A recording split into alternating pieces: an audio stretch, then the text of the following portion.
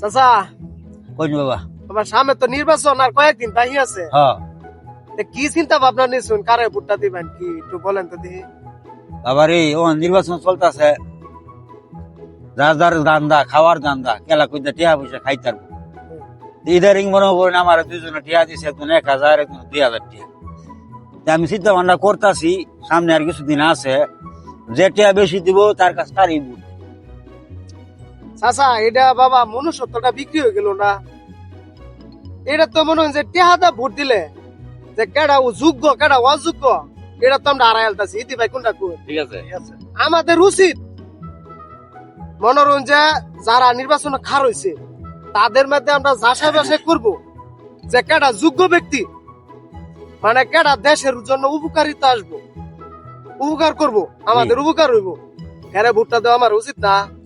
ওর মনে 1-2 হাজার টাকা দিচ্ছেন, আজকে কাল্লা 2 দিন আছে টিয়া, পরে টিয়া থাকবো, 1-2 হাজার টাকা থাকবো না, থাকতো না।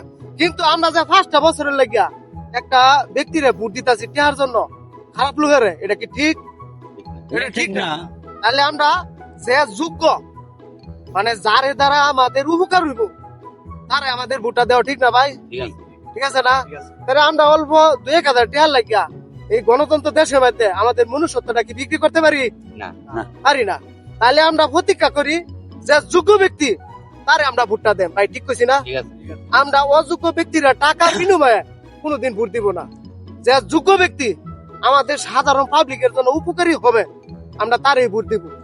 তাহলে আমরা প্রতিজ্ঞা করলাম টাকার কাছে আমাদের মনুষ্যত্ব নষ্ট করতাম না। আচ্ছা ঠিক আছে, ঠিক আছে, ঠিক আছে বাবা, রইল। ঠিক আছে দর্শক, আপনারা টাকার জন্য আপনারা বিক্রি হইয়েন না।